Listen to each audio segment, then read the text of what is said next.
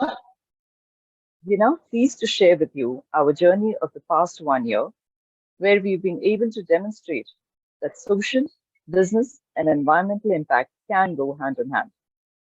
The progress we have made this year gives us inspiration to continue with our goal of advancing the cause of people and the planet using technology.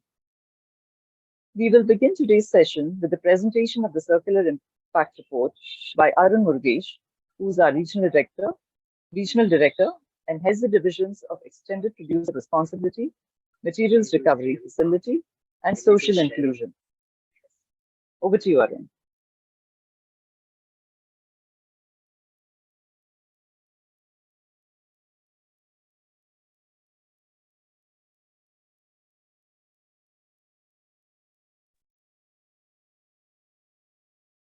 Thank you, Kritika.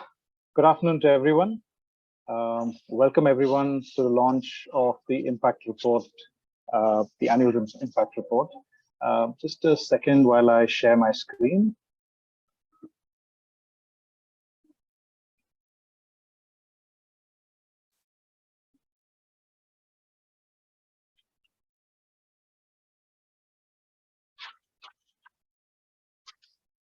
So today I will be talking about some of the highlights and our entire journey around impact measurement and metrics.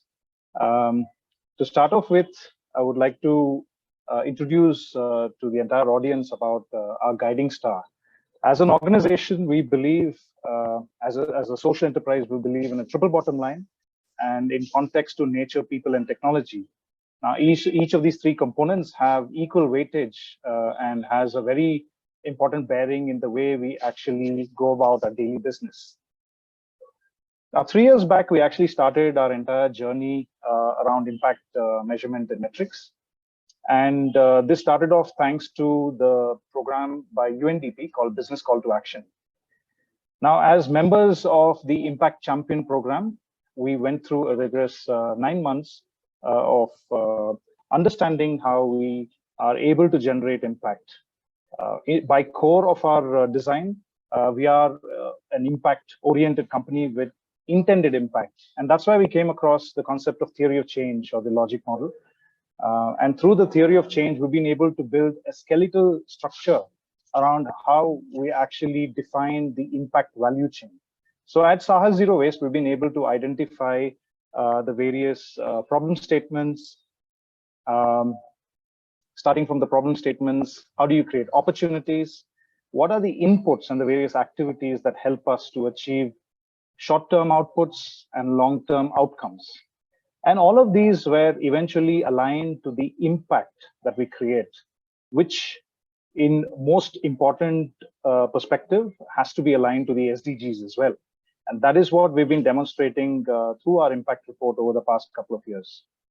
Now, it's very easy to talk about impact. However, without data, it's very difficult to define the impact that we are generating and understand the impact that we're creating so that we move into this realms of impact management. And that is where almost, I would say in 2017, we started our journey with data capturing through Zoho. And we have implemented this entire suite of Zoho as a software platform where we have our own customized solutions. And this journey started way long back. This was the fundamental building blocks for us to be able to capture the data and for us to be able to express better in terms of what we want to achieve, what we have achieved, and how to keep upping the benchmark every year on year. So let me jump straight into how we have created impact over the past financial year. We will be releasing the final report, which has a lot of details, but today I will go through some of the summaries and the highlights of the impact. Now, like I said earlier, we align our impact to the SDGs, and that's what I'm going to share in this slide as well. Considering the first SDG number 1, no poverty, we're very proud to say that 70% of the people employed at Saahas Zero Waste are from the base of the pyramid. So that is, if you take our entire team, 70% of them are from the base of the pyramid, and very happy to share that they have been transformed in a very comprehensive way and a holistic way outside of poverty as well. SDG number 5 is gender equality. For those who know Saahas Zero Waste, we are a very gender equal approach. We have a gender equal approach. 59% of all of Saahas Zero Waste workforce comprises of women, right from the top management to the field staff. And we ensure that there are equal opportunities provided at workspace as well. SDG number 8. Very happy to share that 100% of all of our team members have highly dignified work, but actually it moves beyond dignity and compliance. We're talking about depth of impact when it comes to social impact, the number of generations of impact that we can actually have. For instance, some of our field staff are very capable of having very well-defined financing so that they can focus around children's education, be able to take the right loans and invest in the right places. So this apart, social security benefits, etc., as well provided. Reducing inequalities. This is a very unique metric that we have put out this financial year. So if you take the median salary of employees at Saahas Zero Waste and you take the highest salary, it is only an 8x ratio. So 1:8 is the ratio of the average median salary to the highest salary. We're very happy to publish this as a number as well, as a metric as well. 128 of our informal supply chain partners have been transitioned into a formal system through our social inclusion framework. This framework is something that has been published as toolkits, as global frameworks for other stakeholders to participate and contribute as well. SDG number 11. We've been able to establish 60 decentralized waste management infrastructures pan-India. I'm talking about our on-site models where we have collection centers. We also have collection centers for our EPR components. And through one of our flagship programs, the Zero Waste program alone, we have impacted 46,000 plus citizens being able to manage their waste. SDG number 12, 98% of waste has been diverted from the landfill. Now, this is another number which we've been consistently hitting and getting better at on a year-on-year basis. Climate action, we have some very good numbers to show for. 76,000 metric tons of CO2 emissions reduced through all our operations in waste management. And fundamentally, we're very good at exploring how we're able to keep increasing that going forward. This year, we have actually improved on our coverage in the coastal regions and have been able to recover more than 16,000 tons of plastics from the coastal regions. And also very unique proposition that we bring in this financial year is in terms of our partnerships. So we continue to increase our service fee clients. It's now clocking at 98. And not just that, we're also able to improve on our supply chain partners, both downstream and upstreams. This is a good indication of how we're able to explore on our expansion of our supply chain. So the other part of the presentation will talk about, the impact report will talk about depths of impact by each business vertical. So just to give an introduction to the entire audience here, we have three main business verticals: a flagship Zero Waste program, which looks at holistic waste management and also consulting in multiple contexts. We have the extended producer's responsibility in both plastics and e-waste. We have recycled products as a proof of execution of waste management through textile and paper-based products. Just give me 1 second. I'll just try to see what's happening here.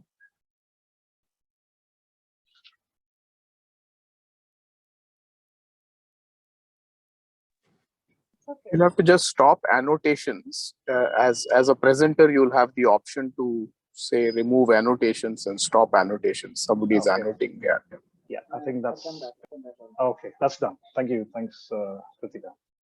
And this financial year, so in the impact report, you'll see a lot of details about how we look at the depths of impact created by each of these departments. However, we are also going to be reporting this financial year on 3 further parameters on environmental, social, and governance as well, which you will see in the impact report. But I would like to take you into a new section of the impact report that we've launched, which is around the partnerships. And we have three case studies to share today. The first one around how we work with rural and self-help groups, especially women-led self-help groups. The second around how we service our corporate clients, and in this case, Goldman Sachs, and also how we work with the government in setting up MRFs. So here is a bit of a deep dive inclusion project that we have recently taken up. This is thanks to our partners, the Incubation Network, where we actually onboard a group of self-help groups to be able to run collection centers in the most efficient way.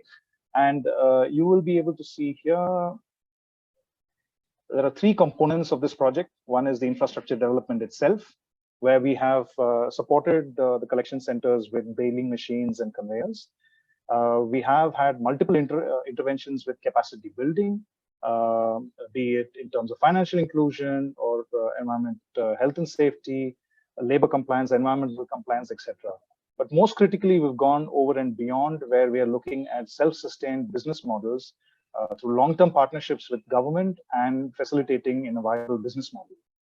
Now, very quickly, in terms of how we went about with a very systematic implementation methodology, we first identified the various entrepreneurs and had a selection around who's going to be leading the project. So we have a project leader.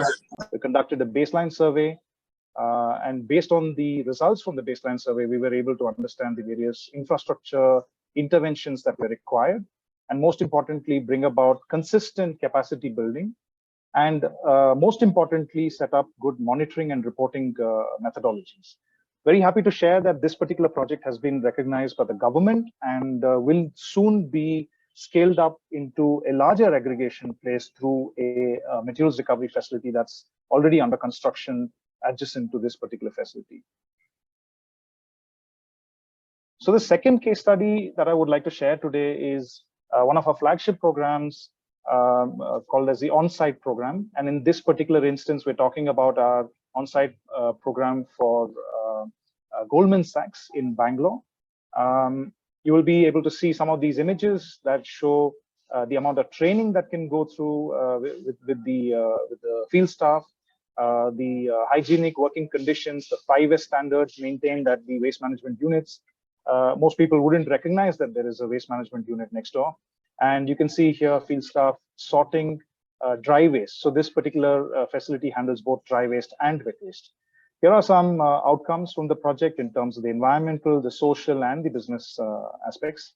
Again, a very important aspect of this particular model is the way we actually scientifically process waste and have and ensure traceability from the collection point up to the end destination. So typically the waste streams like the dry waste would move to a material recovery facility supported by fleet management, which happens during the night to avoid, to optimize and avoid all the traffic in Bangalore.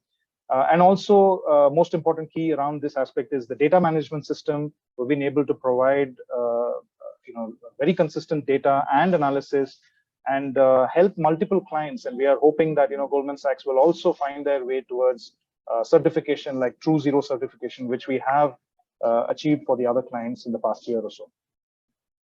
And last but not the least, one of our marquee projects for this financial year was our work with the government. We have successfully helped the state government of Karnataka to set up the first rural MRF. This is the photograph, this is the image of the facility that's come up in Nitte Gram Panchayat near Udupi in Karnataka.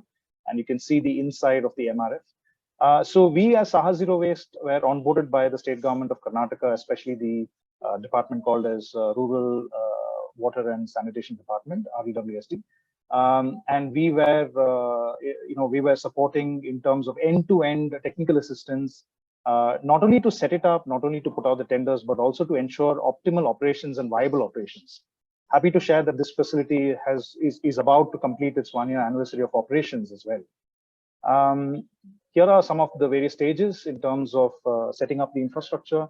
It includes site finalization, supply chain mapping to understand the waste, mapping the collections that are happening, oversee the constructions and the design of various layouts, installation of equipment, most importantly, operator selection. So this was tendered out, and we had a very inclusive model to be able to create more impact of the existing informal and the entrepreneurial skills that exist within the facility, within the area. And again, very important piece around how do we monitor, how do we capture data, and establish a very good business model for us to be able to take this forward. So this is just an insight into the impact report. We have many more such data available. It will be made public at the end of this discussion and will be available on our website as well for it to be downloaded. But hoping to have a very intriguing debate about impact as such in our next session. And I hand it over back to Kritika. Thank you, everyone, and have a good evening. Thank you. I would now like to welcome Ellen Martin, Chief Impact Officer at Circular Capital. Ellen has been working in the area of climate change for several years now and is an advocate of circular economy. Her firm, Circular Capital, is focused on just this and has invested in several projects in the areas of waste management, recycling, and circular economy with startups in Southeast Asia. Over to you, Ellen. Thank you so much. It is such an honor to be here. Let me just share my screen. Can you see the slides? Thanks, Arun, for sharing more of the impact report. It's really exciting to see this all come together, and an honor to join you all today for the release of the Circular Impact Report. When the team asked me to talk about the importance of tracking and reporting impact, I of course said yes immediately.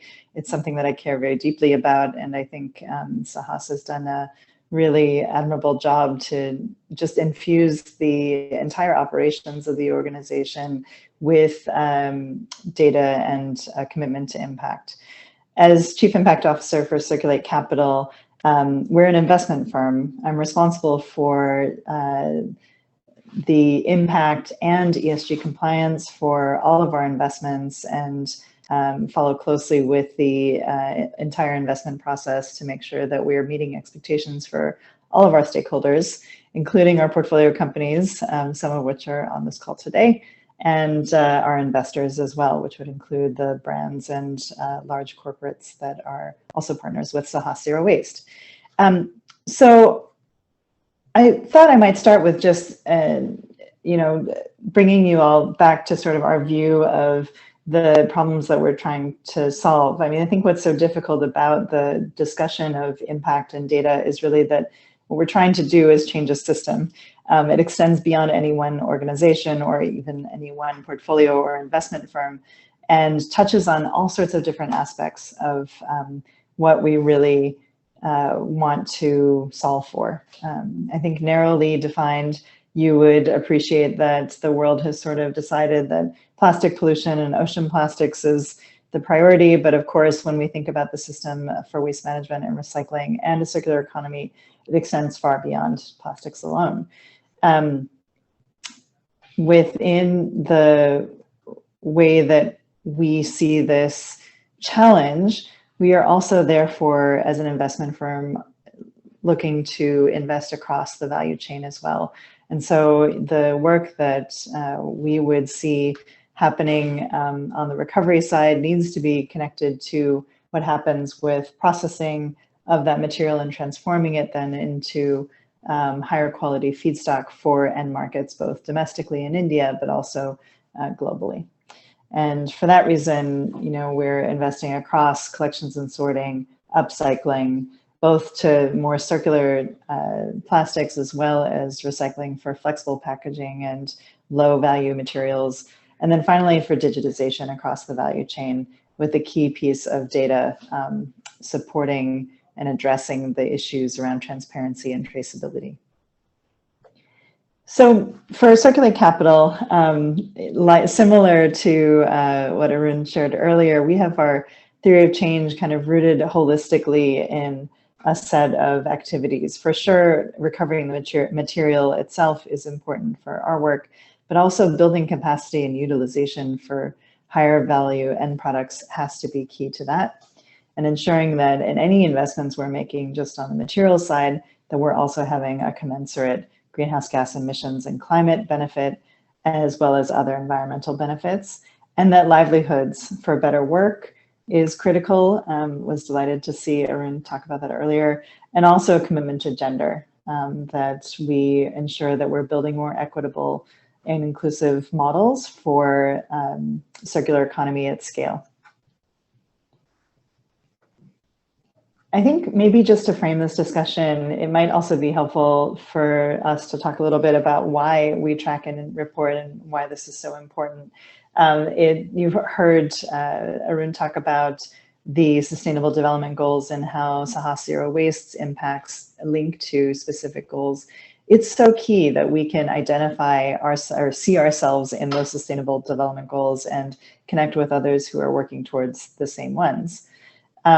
For us, in addition, this is also about opportunity. So will I get an impact ROI as an investor? And that includes investors in Circulate Capital. We need to be able to make that connection of a dollar invested or a rupee invested and the amount of benefit that we would create from that. And we are seeing increasingly investors and funders pay very close attention to the impact that is being created with their money. Comparability, how does this investment or activity compare to that one? So this has to do also for us with each of our indicators would be mapped back to a global framework such as the IRIS Plus metrics. This allows others to be able to say, is this the right measure for what you're trying to do?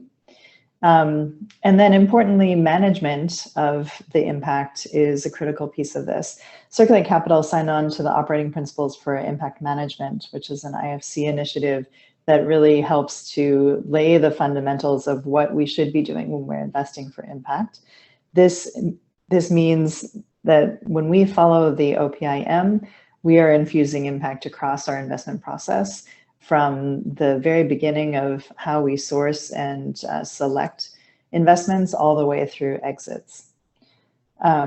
We actually, for the first time last year, offered a report, our impact report that included a second party assurance from Ernst & Young. This allows our investors and our stakeholders to have sort of third party opinion about our work and be able to verify and check that we are defining and consistently and systematically collecting and reporting data from our investment activities. And finally, this transparency piece, and I think we're starting to see this happening at many different levels. For us as an investment firm, we've also signed on to the UN Principles for Responsible Investment, which means that we do have to report on a set of topics that are relevant to the investment process. I think for any of us that are engaging in this activity, we really need to pay attention to, in the scope of systems change, we have so many stakeholders and they are doing their own work, trying to make progress on the issue without sharing information about what's happening and what is working and what is not. We really miss an opportunity to drive forward learning across our various stakeholders and audiences, and also to have an idea about what we want them to be able to do with this information. So that audience and the purpose, I think, really drive many ways of measurement and purposes that we see, not just one purpose and issuing a report once a year, which is important, but doesn't really capture everything that we can learn and we can do with the information that we have. I thought it might be interesting just to share a little bit more about our impact in India as well.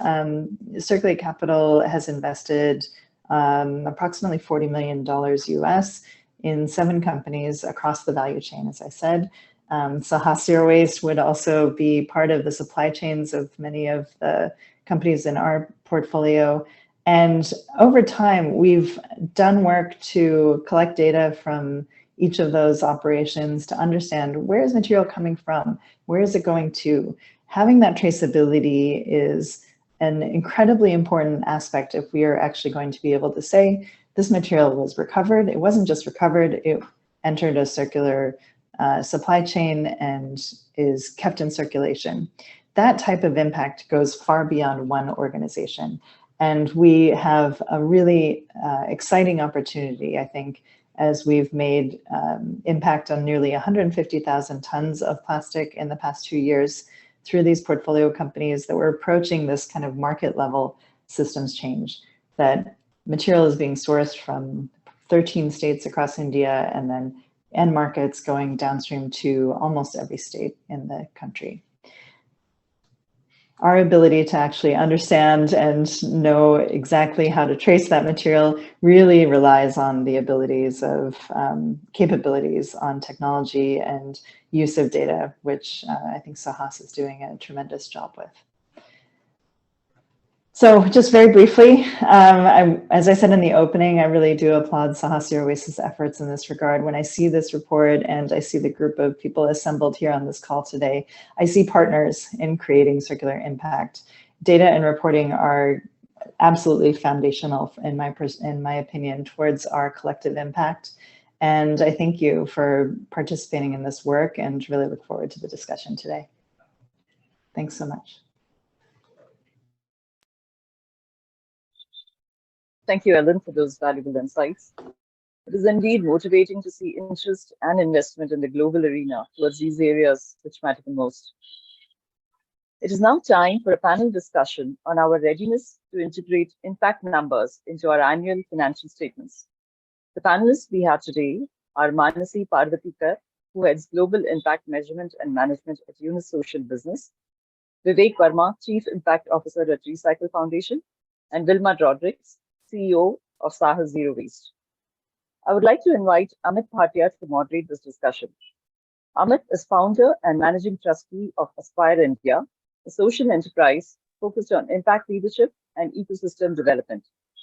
Aspire India has 3 initiatives: Aspire Impact for impact rating and certification, Aspire Circle, a charitable trust, and Aspire Education for leadership training.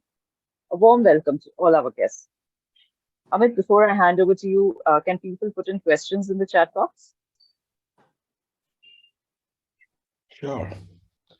So thank you, Kritika. And this is the open call to everyone to start putting your questions into the chat box. My name is Amit Bhatia, and delighted to moderate this panel. So every time I see a company put out an impact report and people, as the panelists we have, kind of come advocate for it, support it, we know the ecosystem is strengthening and we are further catalyzing the impact movement, not just in India, but around the world. So therefore, it's a special pleasure being here, also because Wilma and Vivek have actively worked with Aspire over the last few years in helping us continue this mission in India. So welcome all. Very quickly, the other reason why I'm delighted to do this is both, immediately prior to this, Aspire, I was the founding CEO for G7's Global Steering Group for Impact Investment. And everywhere, we admitted 32 countries. And to every country I traveled to, I would go ask people, would anyone out here build a Bloomberg for impact? Because until we have data and metrics, we will not be able to build the impact markets. And I came across several failed, initiatives, but, and because none of that happened, we have taken on ourselves and, and we are working on that. But that would not be possible without the efforts like of Saahas with putting out the data they have done, or what Recycle is going to be doing in the coming weeks, as I am aware of. And I think that is a critical part of building this, data ecosystem to help us build global impact markets. So let me just, I'm going to ask a couple of questions to each of our panelists, Wilma, Vivek, Mansi, and Ellen, of course. And I'm hoping that this, question and answer session will allow everyone here to kind of be demystified about impact. So Wilma, let's kick off with you, because there was an awesome 2021 impact report you just put out. And, the way we saw some of the SDG related impact, though, that superb data, the fact that you are, measuring this on a regular basis talks about your commitment. Tell me, in the years ahead, what other impacts would you want to see on that impact report, and how are you engineering those? Okay, so going ahead, we are looking at the fact that, we've got to continue doing what we're doing. So last year, we kind of looked at a number of 33,000 tons of waste that went through our system and for which we have total accountability. Now, when you look at what lies ahead of us, for us, it is now most important that we bring into the system a social inclusion so that we bring in the informal sector. Now, this year we made a start.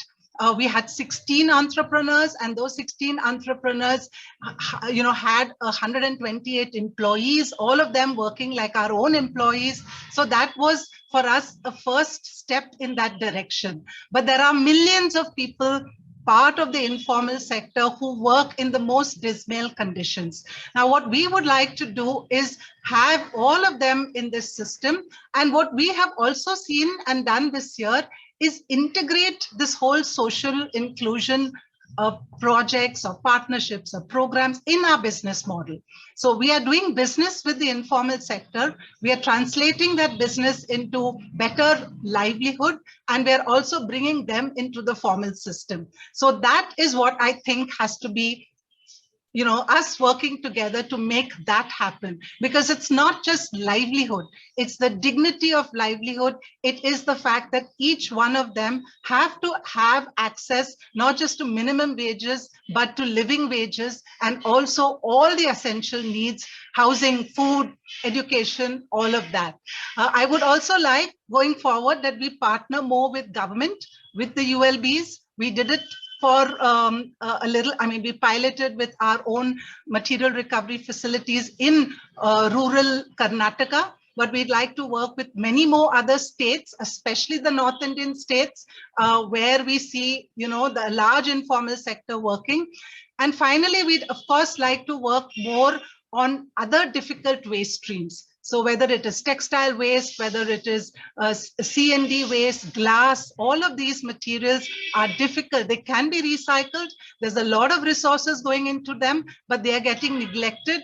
Plastic is becoming top of mind for everybody, but there's a lot of plastic also in our textiles, and which seems to be forgotten. So this is what we would like to see.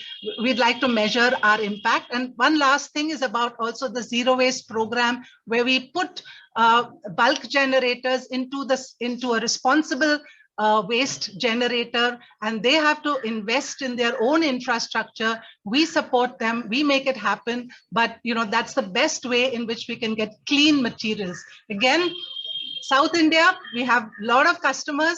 We'd like to see other parts of India coming and being part of the same system.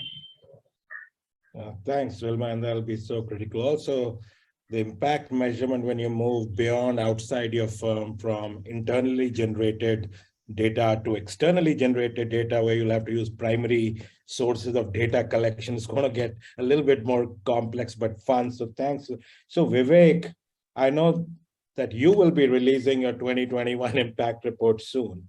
Just as we saw some of the impact Saahas Zero Waste has made, if you were to reflect for this audience, what are the key impacts you are expecting for Recycle to show up as you publish your impact report? Thank you, Amit, and thank you, Vilma, for inviting me. And it's always a pleasure when we are talking about impact and impact measurement, because I think that's what the world needs. So congratulations on that, Vilma, first of all. And coming to your question, as Amit, I think what we are looking at, obviously the largest part of what we are looking as an impact is the material part of it, because I think at Recycle, over the last many years, as we've been building our marketplace, the biggest kind of impact we think we are contributing to the world is the material direction, not going to the landfill, but going more towards recyclers and a better use of that material. And I think as we progress, as we look at the last year, we've kind of grown 3-4 times the amount of material that our marketplace today is trading. So I think that clearly is the largest impact that we are looking at. That one impact will translate to many things like carbon emission and trees and landfill and in all of that. But I think material part of it would be the largest part that I would think that we are looking to show up when we look at our impact report. I think it's also about the social impact. And I think Vilma talked about the fact that how do we look at inclusion, because even at Recycle and Recycle Foundation, I think dignity is far more important. So we run programs like what we call Unnati Setu, and Setu for us is a socio-economic transformative upliftment, which is the bridge to progress. And I think it is more social than financial, meaning financial is needed. And I keep saying this all the time, that financial is something all of us need. You know, if you and me or every one of the 90 or 100 people on this call were asked that can they do better with better financials, the answer is going to be a very clear yes. But I think what is missing with these people who we are trying to bring into the inclusion is social acceptance. So I think that's the second piece that we are hoping that it will show up when we look at our impact report. I think the third and the fourth thing, which may not show up in the impact report directly, but I am very clear that that will also indicate in the actions we are taking, are towards building sustainable models. Because I think in the over a long term, important for all of us who are in this space to also look at what kind of models are we building, what kind of awareness and measurements matrix that we are beginning to build, not just at the company level, but all the way down to an individual level, because then it will become a long-term objective. So one is this whole sustainable models. And the other piece is that I think this is a space where collaboration is the key. So how do we really bring the collaboration into the models, you know, and take that forward, whether it is working with the ULBs or with other NGOs or with the corporate agencies or with the multilateral agencies or with the Safai Mitra community. How do we bring the whole mix together is what I think is and the last piece would be really the geographical footprint. And I think at Recycle, that has been one of our key focus areas and a key strength today, that we have a phenomenal presence across the whole country, including the island of Andaman Nicobar and the Northeast, because that is another important factor when we look at, because it can't just be a metro phenomena or an 8-city phenomena or a 20-city phenomena. It has to be spread to every. So I think these are the key things that we are looking at when our report gets out in a couple of weeks from now. Thank you, Vivek. And I'm glad you kicked us off with materials. And I just want to bring to the attention of people on this call, especially if they're young people, that of the 10 climate technologies which are popularly considered as critical to this world's transition to net zero, the circular economy technology is one of those. And beyond even plastics and battery recycling, as you get into material, areas like heat recovery or chemical cellulosic recycling, these are going to be very critical areas. So you're going to hear, especially those who are young people, this vocabulary a lot. And if you are in 20s and 30s and listening to this call, countries like India have net zero target of 2070. So next 45 years, you're going to hear all of this. And everything you are hearing on this call is going to be just like computer science. Doesn't matter what industry you are in, this is what you have to learn to succeed. So let me continue and go to Mansi, who's with us here. So Mansi, now you're an impact consultant and now in venture philanthropy. How do you assess, as an impact measurement expert, the maturity of the impact assessment reporting frameworks in India and around the world? Yeah, thanks so much, Amit. And again, would just want to thank Wilma for, letting YSB be a part of this forum, and obviously super thrilled to be here with all the inspiring people on the panel. And just going back to your question, I think, Amit, maybe if I were to take my previous experience as an impact consultant and now as a part of the IMM manager at the YSB fund, I think impact measurement or monitoring, evaluation, learning has always had a place in this sector. However, what I have at least seen over the last 7 years is that the applications have just expanded from being programmatic to now being very strategic. And that, again, I think talks a lot about where the maturity and how that's grown in the last few years. And also where roles like mine exist. Today, we've got IMM managers at investment funds. And, what better way to say that there is we are moving towards, something more concrete. Very specifically at YSB, we base our IMM framework on the EVPA impact principles. We align to the impact measurement project methodologies, and also report on the IRIS Plus and SDGs. But while I say that, I do feel that, as both, even when you look at our investees and you look at investors and then further our funders, we are somewhere in the churn when it comes to adoption and acceptance of IMM. For example, I do feel that there is, when I just look at it from an investor or a pure investor point of view, there is a lot more cohesion in the way we are working. Today, I know that some of the framework that I mentioned earlier, and I saw even Ellen mentioned those. So there is cohesion. We are sort of, working on the same metrics, and it makes it a lot more easier to work with your investors. One example being, the way YSB looks at it is that, we call it the investment continuum, where we know there is a place for every investor to come in. There are the angels, there are the early stage, and then we come somewhere between the Series A and the early stage. And it's great when we have peer investors who are aligned to the same impact metrics as us, because it makes our investment process in the beginning just seamless. We don't have to get into we do get in the depth of due diligence, but it's just much easier when we get that transfer of knowledge from investors who are kind of following the similar framework. So I think there is cohesion over there. However, that being said, there is still some bit of fragmentation in approaches, and that's possibly because when you look at the investment pool, it's not just the impact first investors. We today have environmental focused investors, and we also have a lot of mainstream capital that comes in. That's where a little bit of challenges happen, because as YSP, we're not very focused on the attribution, but we look more at the contribution side of things, at how much did we help our investees, and what is the probability of that impact being achieved. So in the larger pool of all different investors where we exist, we may have, for example, we do invest in environmental companies as well, as far as they have an impact on livelihoods. So if a company, for example, a Saahas or any other waste management company that's working on improving livelihoods, but is also looking at environmental outcomes, is an investment fit for YSP. But that being said, we've had experiences where a specific environmental company is working with the Series A investor, and the kind of reporting standards expected of them are a lot different than what we adhere to. In such cases, usually there is a challenge of getting that collection of the data and getting that data from our investee. But what we've tried to do is we have used a more consultative process with them when we work with each investee, and we align on what are the mutually exclusive standards that would work for you, right? We're not going to be like, let's go and collect, the end list of things that are important for us, but rather let's see what is comfortable and what really fits in the intersection of what your other investors and what YSP needs. And that's kind of where we make a little bit of peace with it. And, we try to work there. And of course, we grow, we try and get more impact metrics as we grow with the business. But the idea is to make sure that even if they're doing few metrics, we do that properly, and we are able to verify those sources till the end.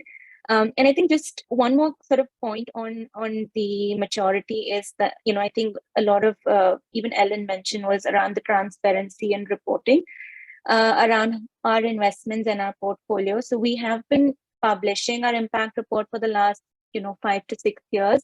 But I think going forward, we realize that it's important not just to sort of put in the data that we, put out the data that we collected, but have a third-party audit also to assure that, this is how our impact targets are, this is how we've collected the data, and also have a third-party assurance or a third-party perspective to what exactly does it count, what exactly does our impact look like on the ground.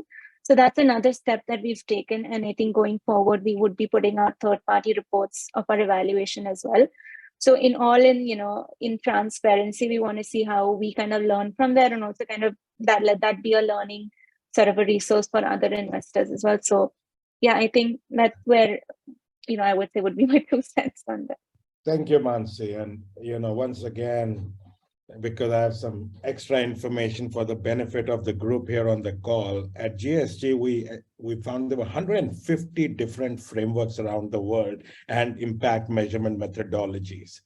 And the way we saw some of this maturity curve growing, at the first instance, when new companies try and think about impact, they typically using primary surveys, go ask people, and they're really focused on the social aspect. It's like, at level 2, people are using all these frameworks, all these 150 different frameworks, and where they're coming from, the ESG perspective or sustainability, using GRI or SASBs or CDPs, or using SBTIs, and then using TCFTs, all these frameworks. But it's the level 3 where the transition is happening right now to third-party assured ratings. And I'm not a fan of ESG rating. You must have seen lots of articles in the recent past criticizing, including, companies like MSCI, who, in one of these cases, as a companies, fast food companies, emissions rose, their ratings were improving. MSCI was telling the world that, look, we use different materiality, based on the company's sector for their ESG ratings. And that is a fallacy for impact measurement management. If you're going to use different yardstick for different companies and different, impact is not comparable. So how do you get to standards-based third-party assured ratings is critical. Credit ratings over this last, almost coming of 70, 80 years now have 0.9 or higher correlation with, financial performance. These ESG ratings have less than 0.5. which is as good as uncorrelated, so we need to go. But at level 4, at the highest level, and it is still a utopian future, people are trying to get to one number, a dollar-denominated number for impact. And, we seeded one such project on impact accounting with Harvard Business School, with Professor George Serafim. It's still working. But companies like Danone started publishing about 3 years back their carbon-adjusted earning per share. So the vision, utopian vision, is someday all companies are going to be able to publish their impact-adjusted profits and impact-adjusted earning per share, so that we can have real markets, just like, investors and analysts are able to look at EPS and, price earnings and other, price-based, ratios. We need to be able to see that. But Emmanuel Faber, who was the CEO of Danone, lost his job because of too much transparency, probably. Okay, but that's where the world's headed. So Ellen, therefore, as we bring, talk a little bit about how these markets in the future would look like, tell us a little bit, because you are closest to it. How much do LP GPs truly care for impact and ask for its integration with reporting, and how much is lip service out there? And is impact truly becoming comparable in your assessment? Great question. I think yes, absolutely. Circular Capital is an investment firm that offers commercial returns to our LPs. But we've always seen an expectation, our first fund, all of the LPs are corporates, right? So they are strategically invested in the issue of plastic pollution primarily. That's why they're there, includes Danone. But they have always expected and scrutinize us for our impact, in addition to the financial returns. Our reporting has always been an integrated report, and impact is baked into our agreements with our LPs and throughout the investment process, as I said earlier. Now, as we've grown, we've also brought in other private investors, family offices, and development banks. And I would say that their interests are a little bit different. So I think on the DFI side, you would actually see more of an emphasis on ESG and an attention to risk mitigation and management. It's different from impact, right? So just to be really clear, they're not the same things. When you talk about these different frameworks and whatnot, like there are definitely two separate worlds, and some people get kind of touchy about it. But in any case, the reporting itself, I think, really crucially helps when you have that integrated report. And honestly, for us, it just is a reflection of our investment thesis, if you will, but also the investments themselves. So a portfolio company like Recycle, like Nepra that's on the call, completely embedded in that model is actually the impact that they will create on the material, on livelihoods. And it's less about the trade-offs amongst those, but actually about showing that the financial success is very closely linked to the impact that is being had as we define it. So although our portfolio is still relatively new, it's growing. We do measure several common metrics across the portfolio. You asked about comparability.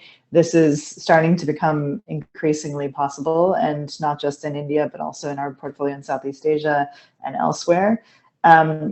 We're still at the early stages, but I think increasingly over time, we will be able to say, this is our impact. And especially on the material side of things, I think increasingly we'll see one of the metrics we use is like a capital efficiency metric. So for every dollar we've invested, how many kgs of plastic have we impacted? That sort of thing might start to show up a little bit more.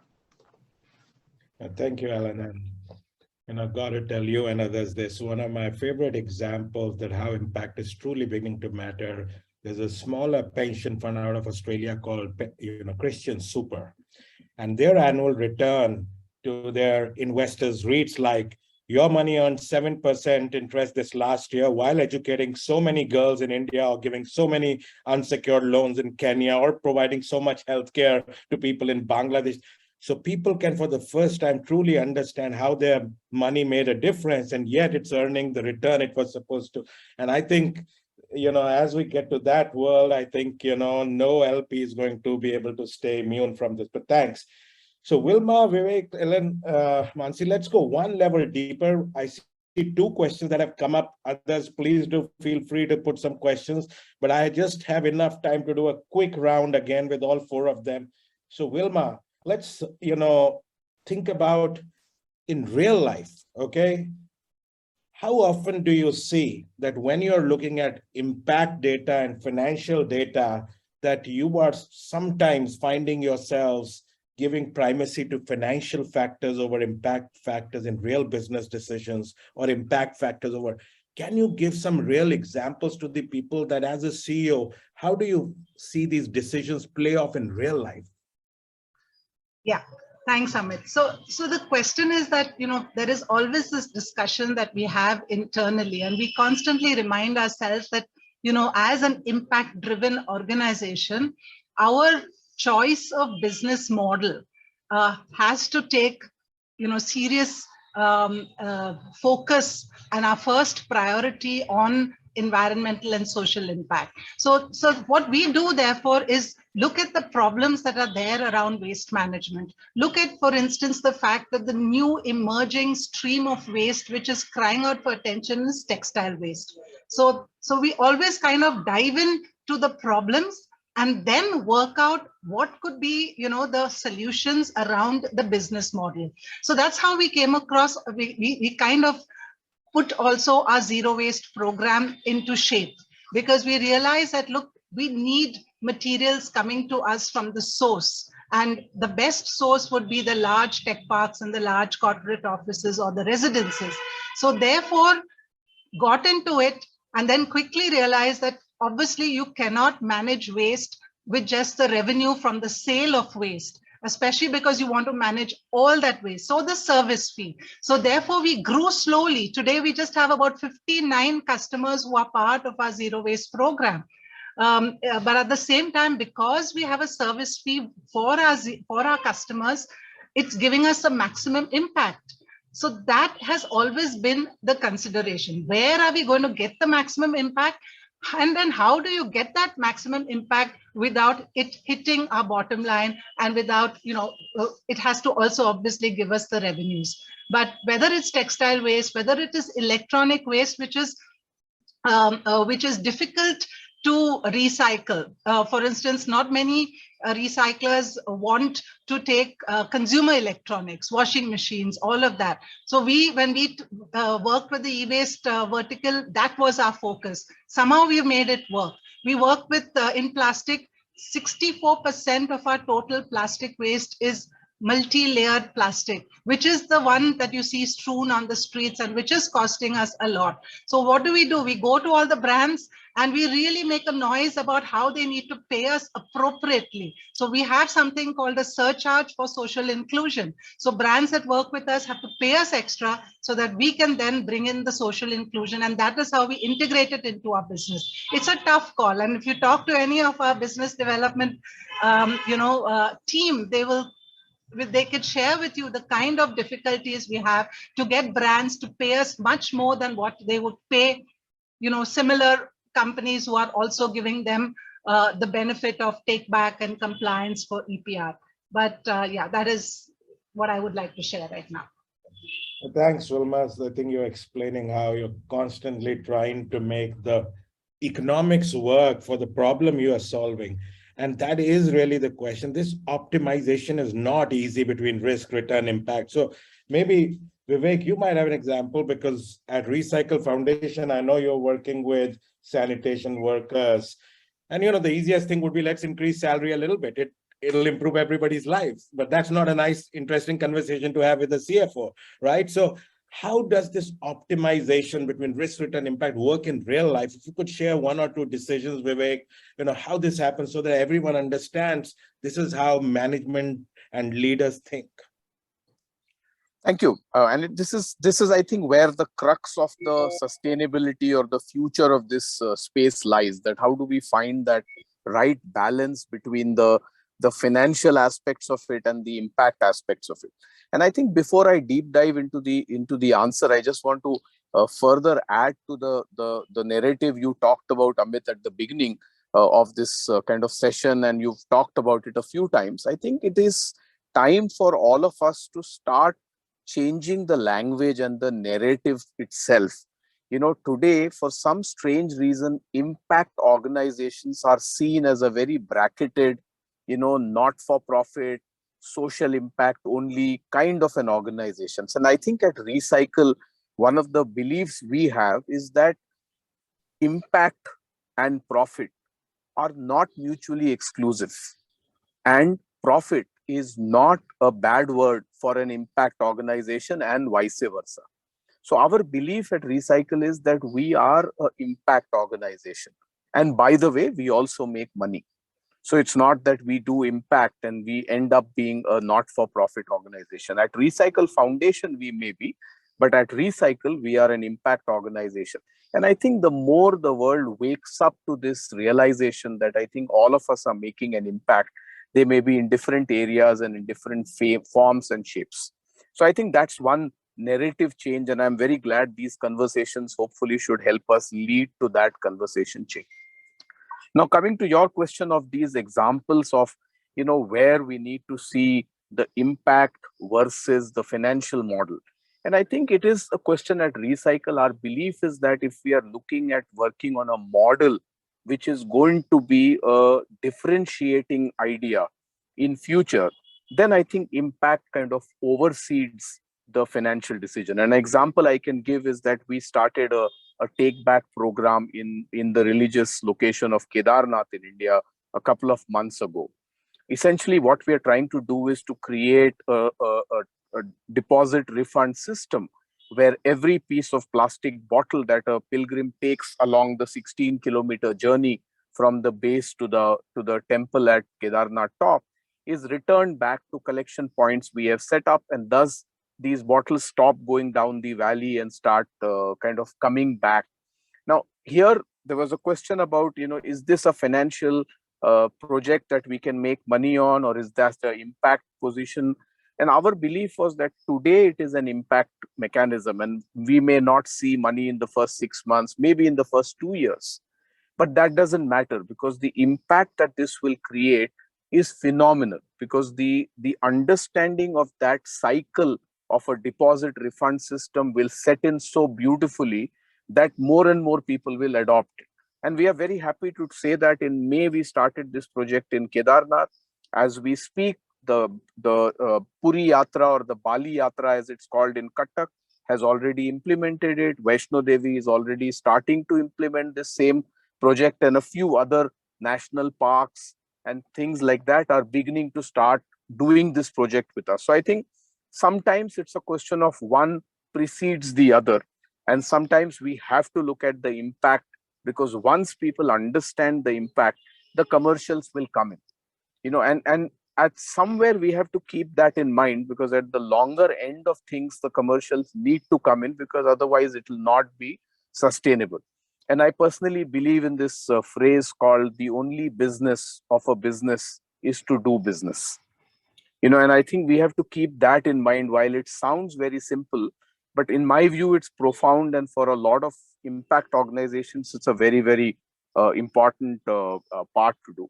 And the last point that I want to make here is that in every decision we do at Recycle, I think the core of it is to say, how do we benefit the ecosystem, so that there are multiple stakeholders. So when we look at the commercial aspects also, it has to be such that the commercial aspects of more than one party are benefiting. Because if it's a decision which is only going to benefit, let's say, only Recycle, then it's not sustainable.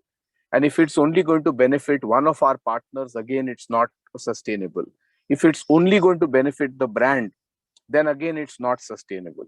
So it has to be a combination of the fact that how does the brand benefit, how does the Safai Mitra or the sanitation worker benefit, how does Recycle benefit, and how does our partner, the NGO or the on-ground execution partner, also benefit. So I think it's a tricky tightrope, but I personally do believe that it is a balance that is going to make the difference. It can't be one at the cost of the other. And I would tend to think it is impact leading to the commercial aspects. Thank you, Vivek. We still have 12 minutes, and I am, cognizant of the questions in the chat box. Just want Annie and Shruti to know that we'll come to those. So one final question each to Mansi and Ellen. So Mansi, I'm trying to bring out the conflict here. So maybe you can help me a little bit more.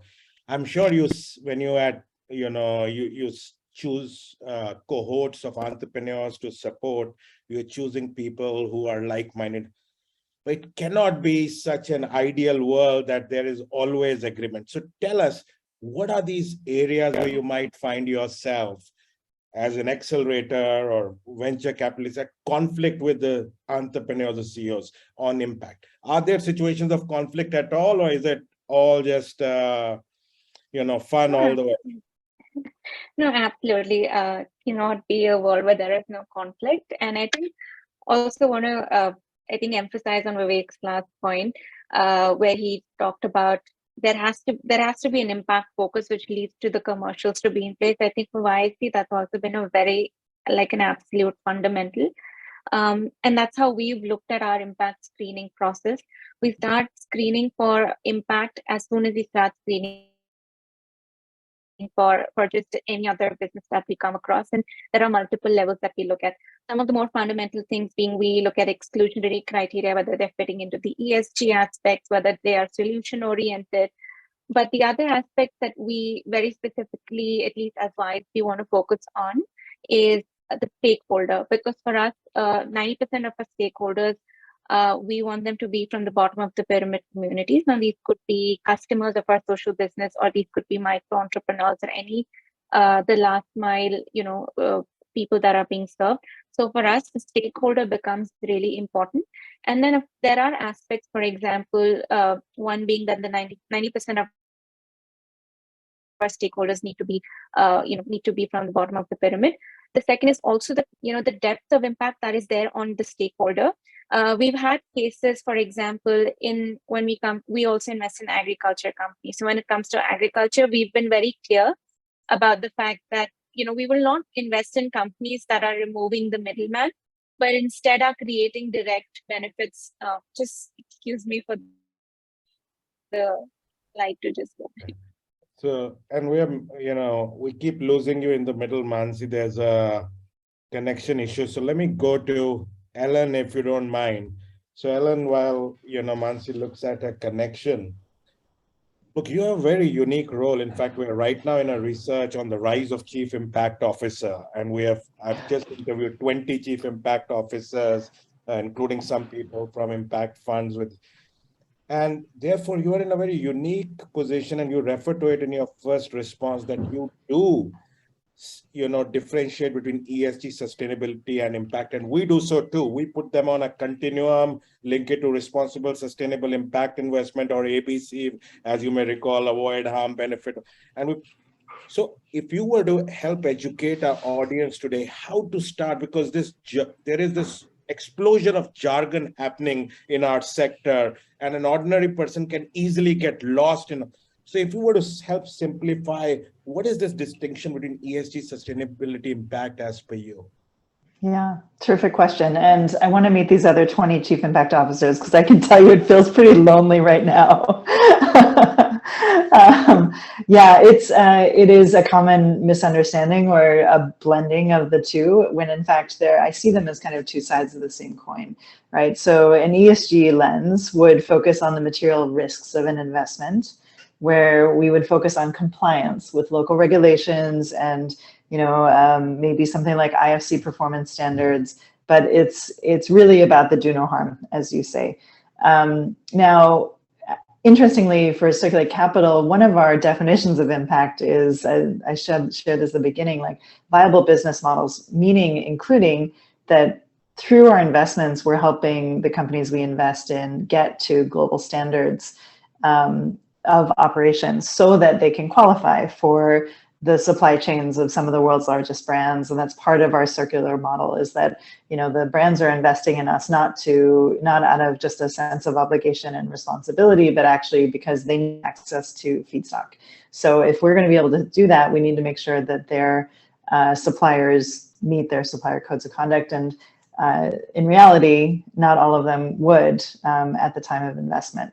So that ESG piece is really key to focus on. And we systematically, work to identify and understand those risks at the beginning, the mitigation strategies and how we actually monitor, but really more importantly, support the management of those risks, and then of course do the reporting itself. Impact though is different. And I think Vivek got really to this point, and the way I say it is like, the models that I want to invest in are the ones that make money because they have delivered impact, right? That there's this inextricable link between the two. And in fact, the way that they create impact is their competitive advantage. So that element to me is what's additional. It very tangibly, I think the informal sector and waste workers in our space are a really prime example of that. You heard Wilma talk before about what's a minimum wage versus what's a living wage. This, to me, your minimum wage is going to be, are you complying with the minimum wage in your state? That is ESG. Is this a living wage where people can have dignity and decent work? That's impact. And so these are things that are, maybe in some ways, once you take a moment, you can define them. But then if you think about how you actually implement them, I think it's also then a really big challenge, because the ESG compliance officer is going to say, okay, is this person who's working in this facility of legal age?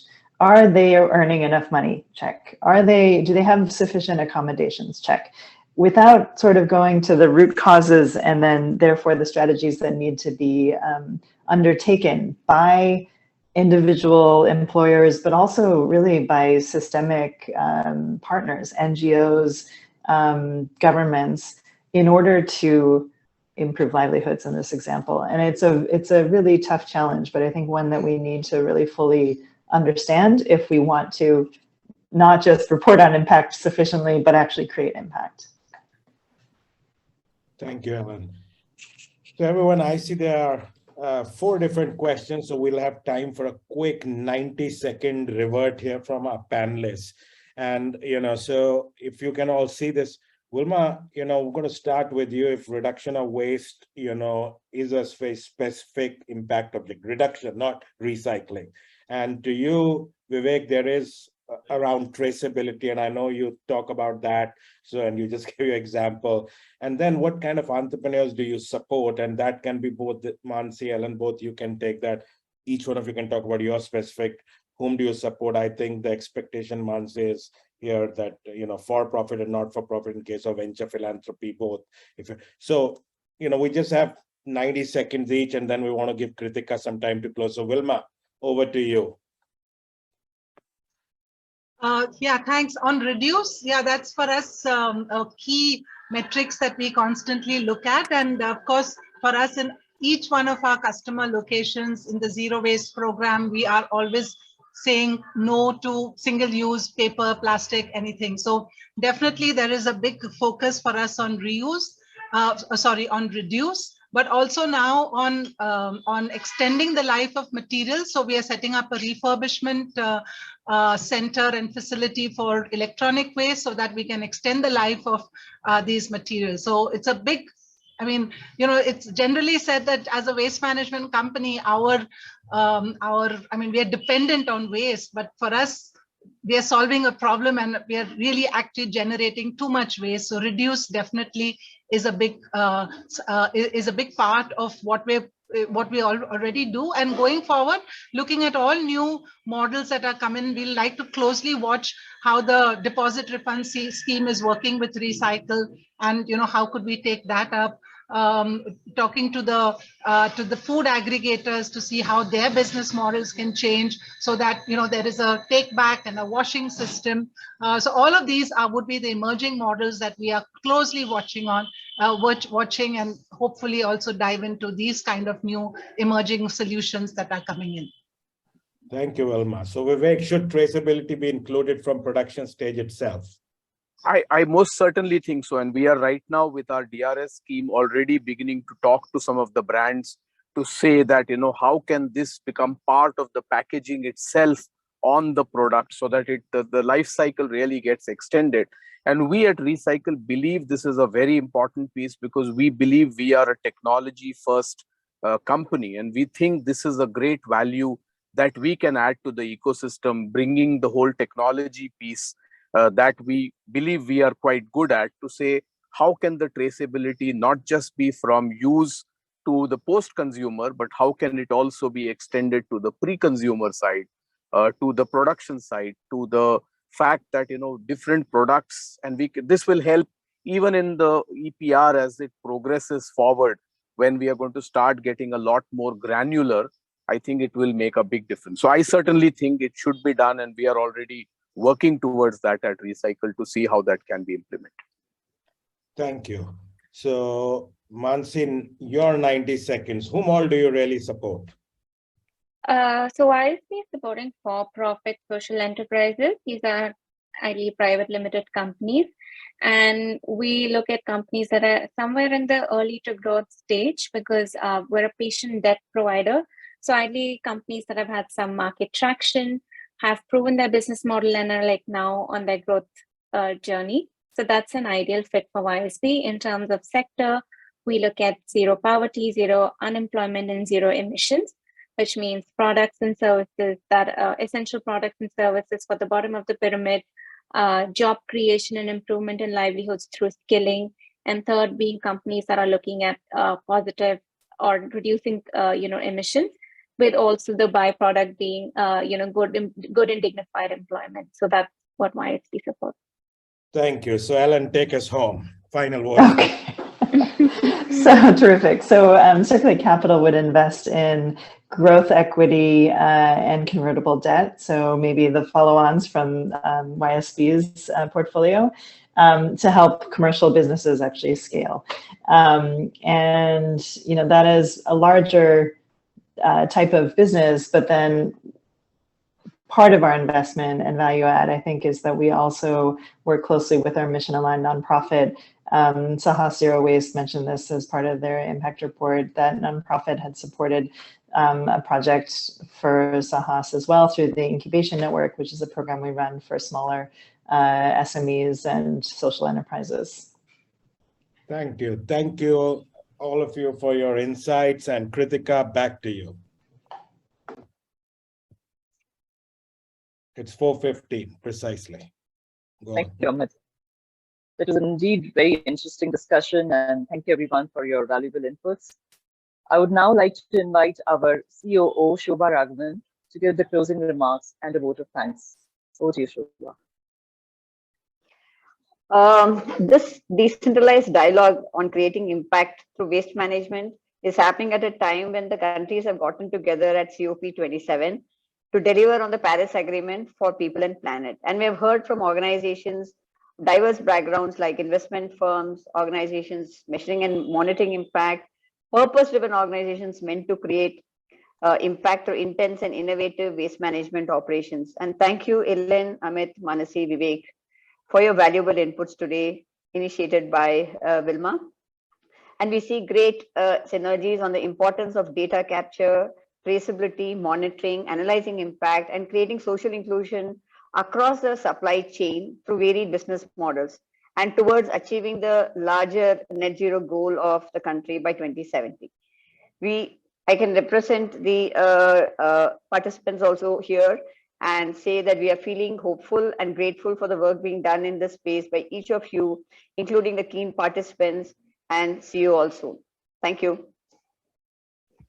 Thank you. Bye-bye. Thanks, everyone. Thank you.